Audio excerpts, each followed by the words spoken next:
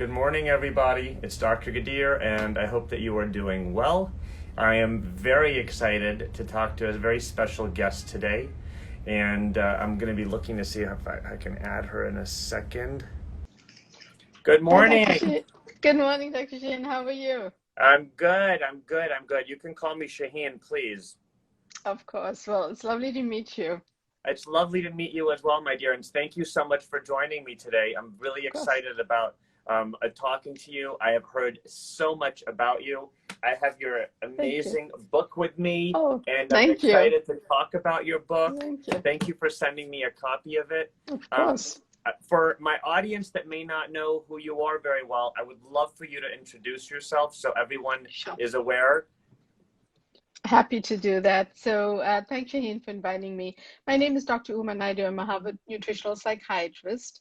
I'll explain that as we get to speaking. I'm also a trained chef. I studied nutrition, and I'm the author of this book that came out based on my work in nutrition and mental health, which is really what nutritional psychiatry is about. It's the use of healthy whole foods and nutrients to improve our mental well-being, and it does not exclude the use of medications. So it really is something that any one of us can be using. That's amazing. So there's not that often that you run into someone who's a nutritional psychologist. I would love if you're able to kind of give a little bit more detail to what that entails, what it exactly does, because I think that is so Sure. important for everyone to know. Thank you so much. So it's a nutritional psychiatrist just because, being an MD and all of that. So essentially, it's, what I did in my book, and it is a more nascent, newer, emerging field. But individuals like myself, Shaheen, have practiced it for a while. It's just that terminology evolves over time. And really, some of it came about because in the last 2 decades, there's been so much more research about the gut microbiome or the gut-brain axis. So the way I think it would be best to describe it is that the gut and brain are connected, and because of that connection that we now understand better through research, we understand that the food that we eat as it gets digested also impacts our emotional health, in addition to, of course, our physical health, which we have known for a long time. And I think the gap that I really wish to fill in the world of mental health is the fact that as patients, we speak to our doctors about family history of diabetes. Maybe it's the COVID-19 pounds, maybe it's hypertension, but no one is actually connecting the brain. And we certainly don't talk to our doctors about we might eat a certain meal and feel a certain way, brain fog, sluggish, not so good, bloated, or uncomfortable. And I think that that missing conversation is really what nutritional psychiatry fills, that how we eat also impacts our emotional health. And and then I can tell you a little bit about the gut-brain axis as well for your followers if you'd like. And thank you all for Yes, I joining. actually think I can listen to this all day long, by the way, because I'm so Thank you. intrigued by it. And I also have always, so I did my undergraduate studies at UCLA in psychology. As you know, Awesome. I'm also an Awesome. MD in the world of fertility, Yes. but I am Yes. a firm believer that there's an access between the gut and the brain. A very Yes. firm believer. And Thank unfortunately, you. watching my mom who suffers from dementia, and it makes me think and has made me think a lot more. And I've gone to multiple people in the center here in Los Angeles from different, they have a neuropsychiatric and psych institute where they look at every aspect of Right. what could affect the brain. Right. And so much of it was nutrition and things like that, that it's very intriguing to me. And I love that we have this opportunity to now dive into that a little deeper, and definitely want to give Thank it a you. little twist as we get into it about how this could affect fertility, how this could Mm-hmm. affect reproductive aged women, because I think this is so Yes. important for those women. So Absolutely. let me ask you a question. When someone comes to see you, what is the first thing that you do and how you evaluate your patients? So we have to, I have, at my clinic, I have to undergo a screening process. And part of that screening process, Shaheen, is really to make sure that we are offering the best service to the patients who would benefit the most. For example, if someone has an active very severe, serious mental health condition, it doesn't mean that they can't get help, but it might mean that they need acute care first. So, someone who has mania, someone in active phase of bipolar disorder, someone who has lost touch with reality, someone who's acutely suicidal, someone with an active eating disorder. Those individuals we might see later on after they've gone through a period of stabilization in the hospital or the emergency room or with the rest of sort of in a different aspect of the psychiatry department. But when someone comes to see me, what we've usually done is gotten a clear understanding of what they're looking for. And the reason I do that is really based on experience over time, that when people want to do this work, it's very hard to walk into a doctor's office and then get a list of 10 things because it's very overwhelming. So a person really has to be ready to want to make these changes in how they're eating, what they're doing. And I use a holistic, integrated, and functional approach. So even though my specialty and my niche is nutritional psychiatry, I care that someone is moving in some way, that they may be using mindfulness, that they're sleeping well, they're drinking enough water, they're paying attention to everything as a whole. So we try to screen out the most appropriate questions that we can answer. And then I also try to obtain as much of a real dietary history from them. Now, when I say that, it's quite specific because quite often people don't always remember what they ate, or they don't remember the exact amount. So they don't remember those in-between snacks that they had during the day, or, finishing that cup of soda that maybe a child was drinking, or something, very often families or moms will do that. And it's quite normal. So I try to almost get a snapshot of what they're eating, because that also tells me a trend of things about where they don't realize there's added sugar or some hidden ingredients that worsen mental health. Then we go through a version of the psychiatric evaluation to make sure there's no other condition that I should be looking at. And then we proceed from there. And over time, it's really become much more of a personalized nutritional psychiatry plan, because our gut is so unique. And, because of that, we have to be super specific about the recommendations based on what someone needs. That's amazing. You said a word, a very magical word, and I think it triggers lots of questions: sugar. Yes. So I'm a firm believer, first of all, that I know myself, and I can eat healthy all day long. I can have a salad with a little chicken breast for lunch and an egg white omelet in the morning and dinner. Yeah. But you put one dessert or something sweet in front of me, I become a different beast, and I forget that I was on a diet. I forget everything in the world, and I start attacking this dessert. And this has become a problem. The effects of sugar, I've heard, have such negative impact on the well-being of your brain. I'd love to hear a little bit of your point of view on this. Absolutely. So, it's a common thing. And just this week I was invited to, I'm spending a lot of time with people in Los Angeles this week, but virtually, because I spoke to the celebrity chef Giada De Laurentiis. She invited me to her live, but she also has been very open, Shahin, about her sugar addiction and how she had to work through that. So, I think it helps sometimes when people just bring this forward, because we know that slump in the afternoon when we want to candy or candy bar, or we want a piece of cake at dinner, whatever it is that someone is going through. The issue is that many of the nutrients or the foods that I wouldn't call it a nutrient, many of the foods that we know impact, say, diabetes or insulin resistance, it actually turns out that they also have been studied on the effect on the brain, and they impact mental health. So things like added and refined sugars, when they found in hidden places, savory foods like ketchup or pasta sauces, salad dressings, there are actually upwards of 200 other names for sugar on food labels. So one of the ones I like to mention is brown rice syrup, because people associate brown rice with a healthier grain, right? But brown rice syrup is actually a form of sugar. So I think it's about us understanding where we're seeing those sugars and where we don't we don't realize they're there. For example, fast food French fries are made hyper palatable, and part of the reason is you don't taste the sugar, but they have sugar in them. So that's why you always upsize. Then when you upsize, you have to finish the whole bag of fries. So there's science behind it, and there's also a lot of research and development that the companies put into making it that way. So we have to be, as a consumer, savvy about where to avoid those added and hidden sugars. And then the other component is, how do we get over that sort of sweet tooth, that craving, right? Where it's Wow. hard, where it's difficult for the brain is the brain kind of remembers things that we like. So it wants to go back to that tub of ice cream or that cake that, is in the pantry or whatever it is.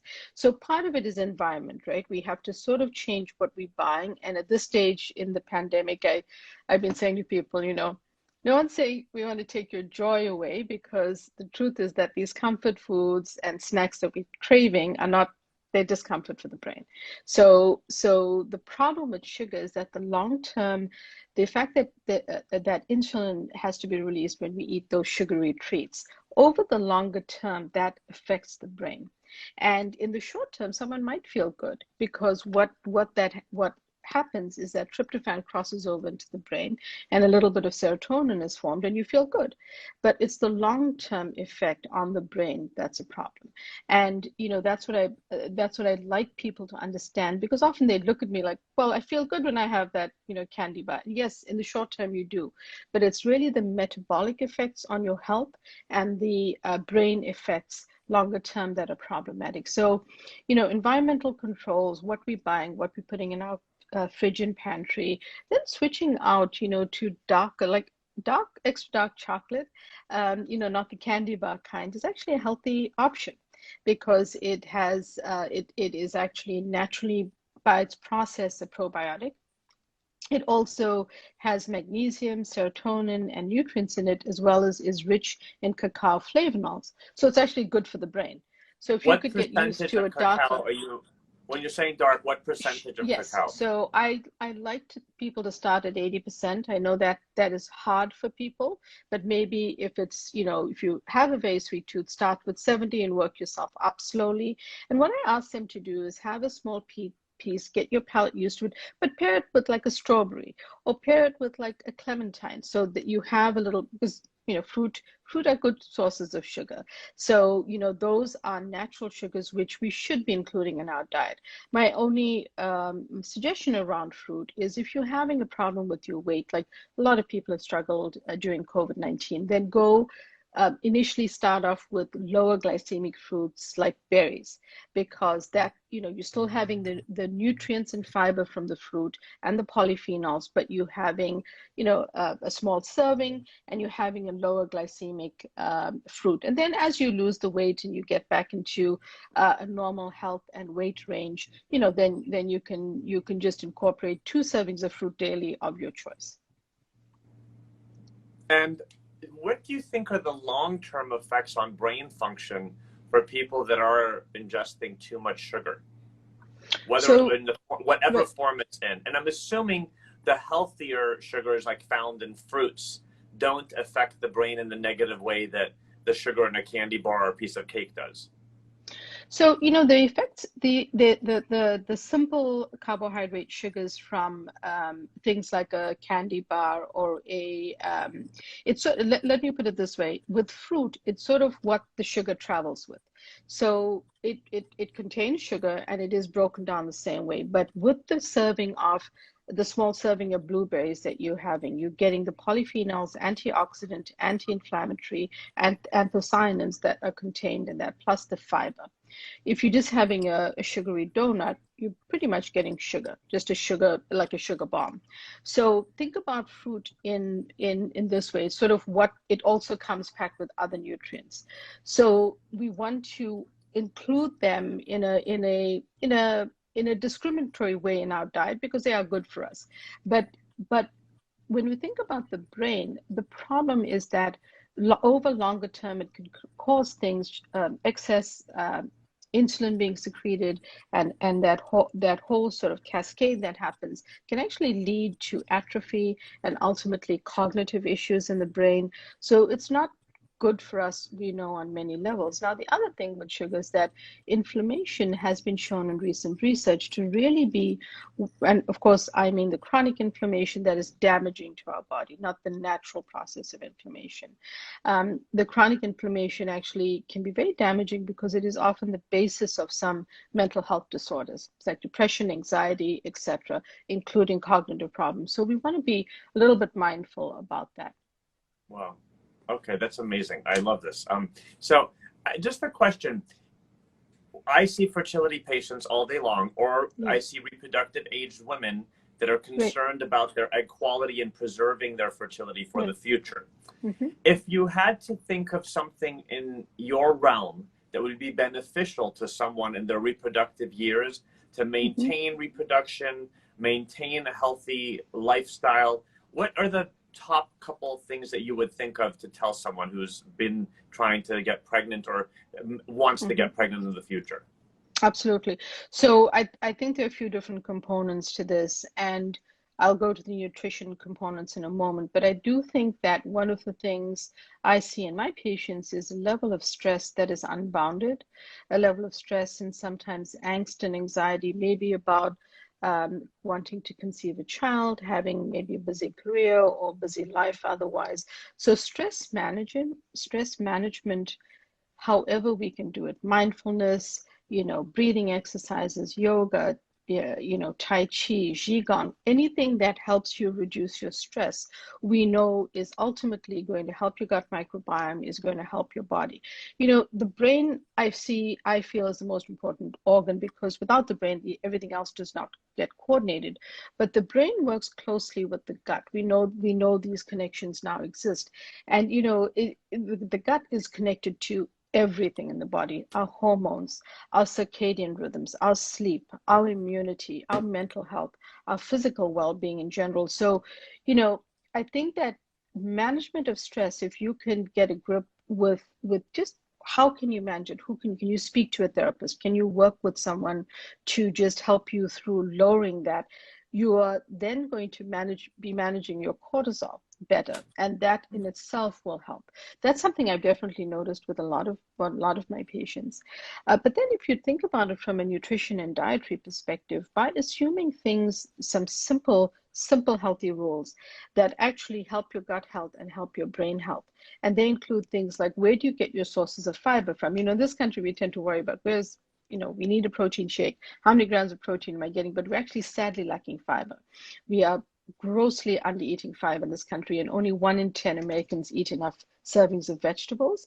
And you get fiber from vegetables, fruit, beans, nuts, seeds, legumes, and healthy whole grains. So those you don't get it from animal and seafood protein. So you should include healthy proteins of your choice, but always include sources of fiber. So a good place for a woman of any age to start who's concerned about this is start to build in those those simple healthy eating habits, because just the anti-inflammatory, antioxidant properties of those not only going to help your brain, they're going to start to maybe heal any gut issues that you might have. And we know that the gut is associated with our hormone health, and our hormone health is associated with reproduction. So, all of that is sort of interconnected. So that's one big thing. But then the other thing is simple things that we can start to include more of in our diet, like prebiotic foods. And people tend to know probiotics as a supplement, but prebiotics you can get from garlic, onions, leeks, the allium family, asparagus, bananas, oats, things like that, which actually feed the gut microbes. So that's another good one. And then you can take a probiotic supplement, but you can also just eat fermented foods. No one ever talks about prebiotics. No one. So, the individuals like yourself who are now know about, or at least acknowledging the gut-brain health and all of this information, I think are more informed about that. I know gastroenterology doctors, certainly functional medicine has embraced that, and lifestyle medicine. But you're right, Dr. Shahin. Most of the time, it's just not something people think about. But these are easy things, right? Because we're cooking and we're using those nutrients all the time. Why not use it to our advantage? And then you can also just have fermented foods, kimchi, pickles, sauerkraut, kefir. Is there a benefit in fermented foods? Yes. So think about it this way. A probiotic is usually a supplement or a pill that brings back some live microbes to your gut that, should kind of blend in with the family of microbes down there. But you can also do that through fermented foods because those bring back live active cultures. Yogurt with active cultures is one of those foods that does it too. I just say with yogurt, if you have dairy, some people don't eat dairy, but if you eat dairy, look for a grass-fed source of dairy or switch to sheep's milk or goat's milk.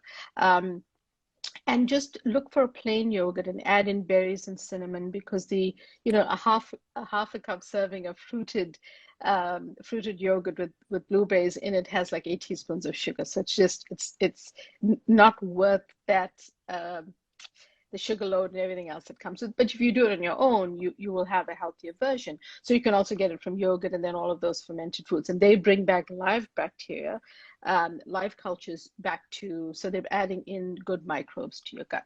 That's what fermented foods do.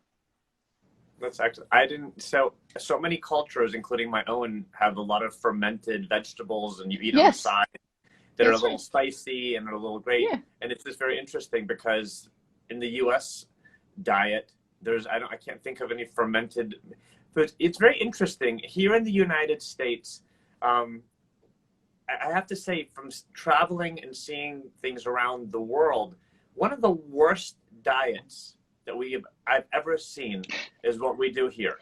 Everything is in a box. Everything is in a can. You can have foods that have been in your closet, in your pantry for like 3 years, and it still hasn't expired, which is crazy. And one of the things that I like to talk a lot to my patients about when they're so confused on how to be healthy, the Mediterranean diet. I mean, like everything fresh, everything high fiber, well digestible, and delicious and healthy is just like one that we're just lacking so much. Absolutely. So, I feel, oh, and by the way, for women in reproductive phases or age reproductive, the other big one is leafy greens, because even though my patients sometimes roll their eyes, there's so much folate, there's so many nutrients in leafy greens that, it's just worth throwing those in to your veggie load. But to add to your question, I think that there's a lot of evidence in at least a few large trials using the Mediterranean diet in anxiety and depression. And I think that any movement that any one of us can make, none of us is perfect, away from the standard American diet, the junk food, the processed foods, the fast foods, the convenience foods, right? Let's heat it up in a microwave. Let's get something that's a frozen entree instead of, it obviously takes more time to prepare something from scratch. But those are the things that have gotten us into a little bit of trouble, because those ingredients in the food, if the food label is this thick and you don't recognize the words, that's a sign. That's a sign that it's got a lot of stuff. If it has a label on it, you need to be worried. If it has a label on it, you need to be worried. I'm convinced. Well, this is true, except, it's hard in this country to say to people, never ever look at a processed or packaged food, because they're in our environment, like you said, everywhere. So, at least be savvy to what's in it. And I think some of the newer food companies are trying to cut back on the sugar. They're trying to be, a little bit, it's still processed. It is still processed. So look at the ingredients. And the Mediterranean diet is amazing, because I think that it brings back the fiber we talk about, the healthy fats from things like avocado and olive oil, seafood, omega-3 fats from wild sockeye salmon is a great one, sardines, mackerel, beans, nuts, seeds, and legumes, and then other forms of meats and seafood that you like as well. So whatever it is, you can get it all there. And I think the other thing that I think that people just tend to be in this diet war in this country. We have the standard American diet that unfortunately we all need to move at least one step at a time away from that diet. Exactly. Run as fast as you can, but at the same time, I know it's not easy to do that. But the other thing is, we need to kind of embrace the healthy foods that we have available. And, if we can kind of cut back on the processed and junk foods, it'll help us a lot. Yeah. The other night, I saw my 9-year-old come to the kitchen, and she wanted a snack. and she took some, you just buy pomegranates that are now seeded in a little container, Yeah. fresh pomegranate.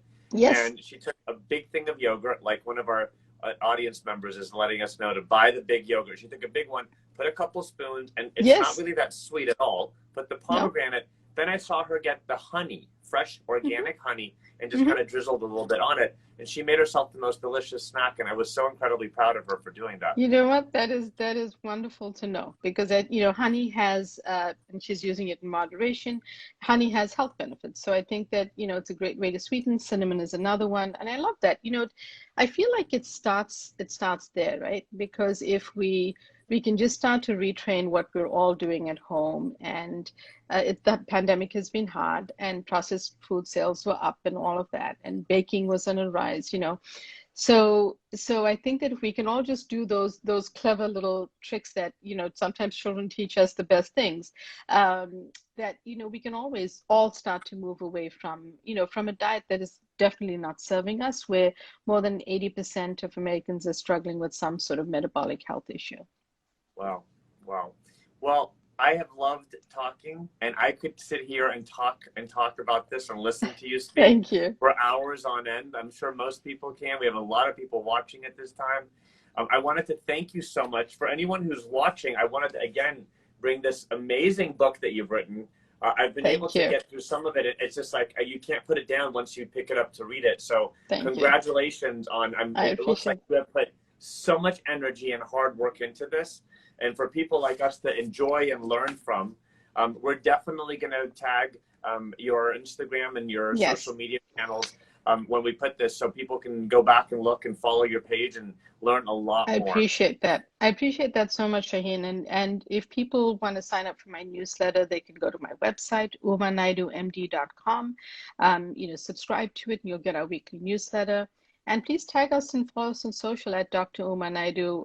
We always try to put out new information and provide stuff that you might enjoy if you enjoyed this conversation. The newsletter, what theme is the newsletter? Just about updates, weekly updates about health and...